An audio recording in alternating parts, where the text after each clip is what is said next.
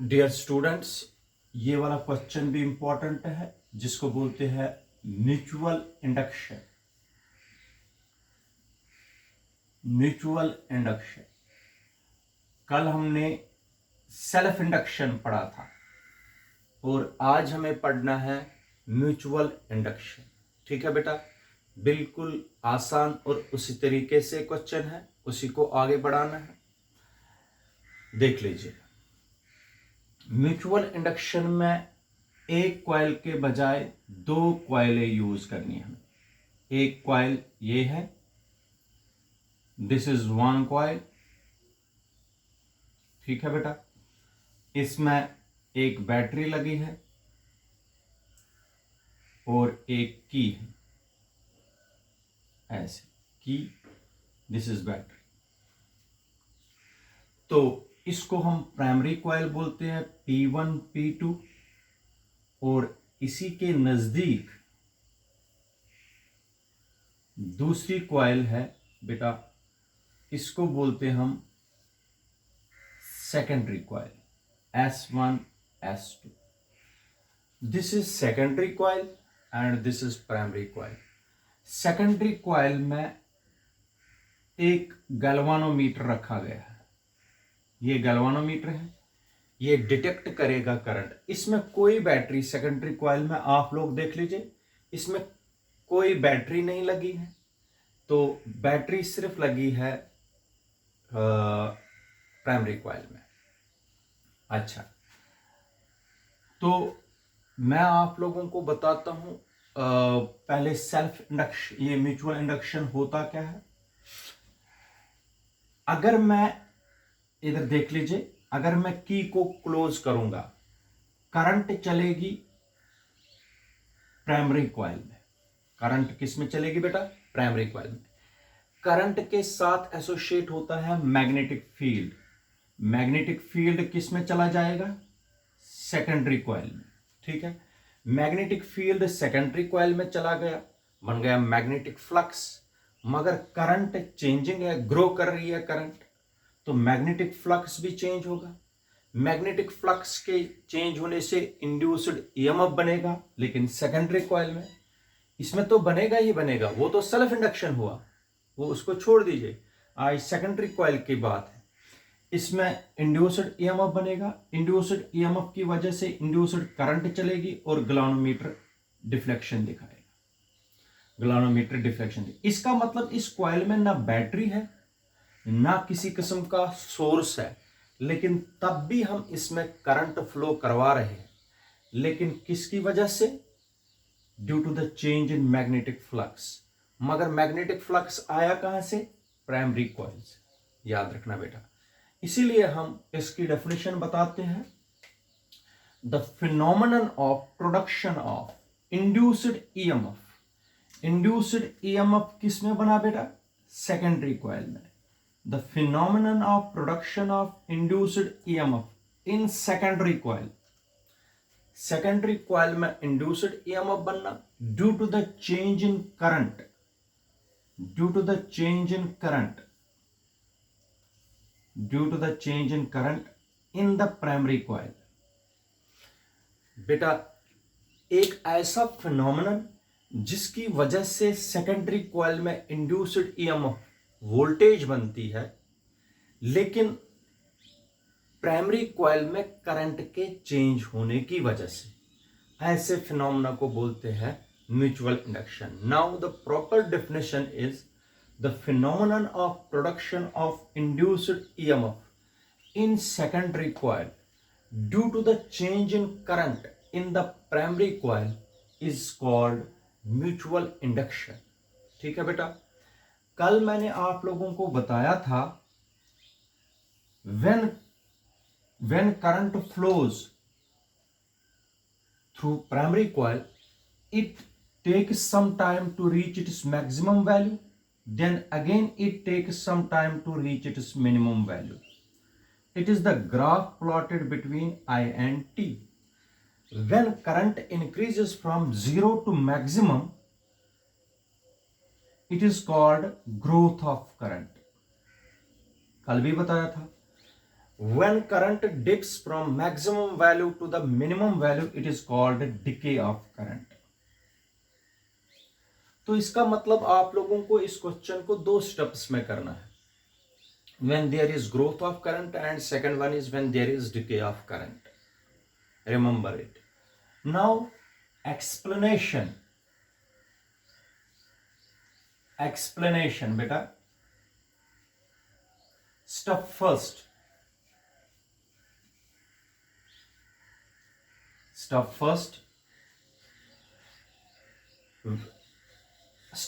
में when we close the key K, current in the primary coil begins to grow. Okay, when current begins to grow in the primary coil, magnetic flux linked with the secondary coil changes, due to which induced EMF is produced in the coil. ठीक है, but the direction of the induced EMF produced in the coil is given by Lenz's law, and according to the Lenz's law, the induced EMF produced in the secondary coil will oppose the direction of the current flowing through the primary coil. इसका मतलब हो गया बेटा, ये जब इसमें हमने current चलाई फ्रॉम P1 टू P2, ऐसे चलाई current, this is battery current primary coil में. लेकिन बेटा आप लोग देख लीजिए, सेकेंडरी कॉइल में according to Lenz's law, the induced EMF always tries to oppose its cause. Secondary coil में इस तरीके से करंट चलेगी कि ये इस करंट को अपोज करेगी. इसका मतलब this current will flow in opposite direction as that of battery current. ये हो गई इंड्यूस्ड करंट. इंड्यूस्ड करंट इस वक्त यहां से यहां फ्लो करेगी. ठीक है बेटा, इसको अपोज करेगी, मगर कब? When there is growth of current. ठीक है बेटा, this is step first. Now step second is when we open the key. now अगर करंट अभी तक बेटा मैं ऐसे एरो से दिखाता हूं, it is during the growth of current. Now the current is going to decrease. मैंने एरो इतना दिखाया, ठीक है, करंट पीछे पीछे जा रही है. Current now current going to decrease. Decrease value तो पीछे पीछे जाएगा, ऐसे जाएगा पीछे पीछे करंट. तो now when current going to decrease in the primary coil, again magnetic flux linked with the secondary coil changes. फिर से magnetic flux linked with the secondary coil जो होगा change होगा, मगर कब? it is during decay of current. now when we open the key K, in case of primary coil, magnetic field or magnetic flux linked with the secondary coil changes. मतलब मेरा है, जब हम की को ओपन करेंगे, जो करंट है, करंट की डिके हो जाएगी from maximum to minimum value. Again current changes. Due to the change in current, magnetic flux linked with the secondary coil again changes. Again induced EMF is produced, but the direction of the induced EMF is such a way, according to Lenz's law, it opposes its cause. cause क्या है? Decay है current का cause induced EMF का. इसका मतलब अगर current decay हो रही है तो ये इसको इस वक्त अपोज करेगा. इसका मतलब हो गया I induced इसके अपोजिट में चलेगी. तो इसका मतलब हो गया, जब करंट डिके कर रही थी उसको भी अपोज करता है, जब करंट ग्रो कर रही थी उसको भी अपोज कर रहा है. लेकिन सेकेंडरी कॉइल में इंड्यूस्ड करंट बनती है, प्राइमरी कॉइल में बैटरी करंट होती है. बैटरी करंट की वजह से इंड्यूस्ड करंट प्रोड्यूस होती है सेकेंडरी कॉइल में. इसी को बोलते हैं mutual induction. The phenomenon of production of induced EMF in secondary coil due to the change in current in the primary coil, it is called the mutual induction. ठीक है बेटा. तो इसके बाद होता है कोफिशिएंट ऑफ म्यूचुअल इंडक्शन। कल मैंने पढ़ाया था कोफिशिएंट ऑफ म्यूचुअल इंडक्शन बराबर सेल्फ इंडक्शन की तरह। देख लीजिए बेटा, coefficient of mutual induction, coefficient of mutual induction अगर phi is the magnetic flux linked with the secondary coil and I is the current flowing through the primary coil। phi magnetic flux है, linked secondary coil के साथ है, I है current linked with the primary coil, then it is observed phi is directly proportional to I, phi is equal to mi, where m is constant of proportionality and is called coefficient of mutual induction।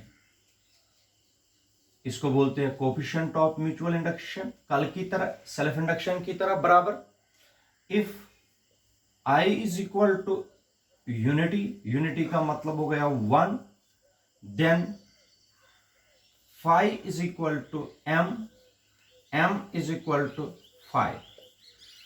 कर दीजिए कल की तरह define.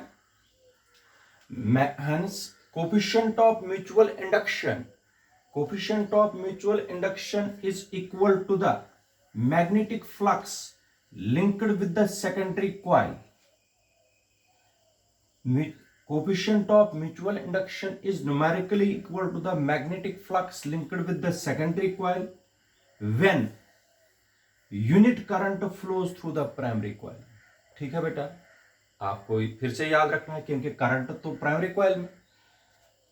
Coefficient of mutual induction is numerically equal to the magnetic flux linked with the secondary coil when current flowing through the primary coil is unity. एक ये definition है। दूसरी definition है बेटा, we know according to Faraday's second law of EMI E is equal to minus d phi upon dt। This is Faraday's second law. ठीक है बेटा, phi का वैल्यू यहां से लाए, E will become minus D upon D T of MI। ठीक है, M को बाहर निकालेंगे, E is equal to minus M D I upon D T. तो शाबाश बेटा,